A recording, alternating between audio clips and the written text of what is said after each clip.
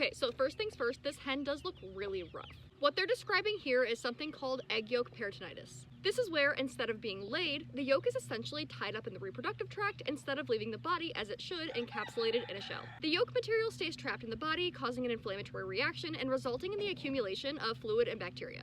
However, I want to comment more on the specific ideas and phrasing presented in this video. Egg yolk peritonitis is actually a secondary event to other reproductive issues. This is not a sudden symptom that the average hen will just randomly pop up with now and again just because she lays eggs. Of course, there are certain risk factors that can increase the likelihood of dealing with this issue, like stress, a weakened immune system from things like poor nutrition or a high parasite load, and coming from high-laying genetics. However, insinuating that most hens will experience this solely because they exist is very misleading. In my experience raising hundreds of laying hens, I've only seen this condition maybe a handful of times. And most were in the beginning before I really knew anything about selective breeding and good coop management. Because the truth is, when you give your animals proper care, you see health issues a whole lot less often. But I know anecdotal statements don't really mean much, so here's what the studies say. While egg yolk peritonitis can occur in any environment, it is found in vastly higher prevalence in areas where hens are overcrowded, stressed, or kept in unsanitary conditions. One study specifically stating a large portion of these cases being attributed to E. coli.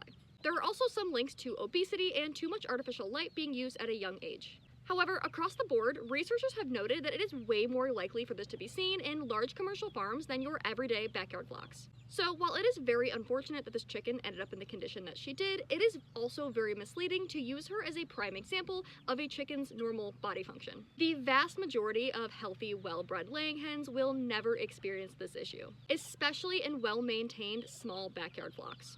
Luckily for them, it's not a feature in the system, just a bug, and one that's largely prevented with good breeding practices and proper care.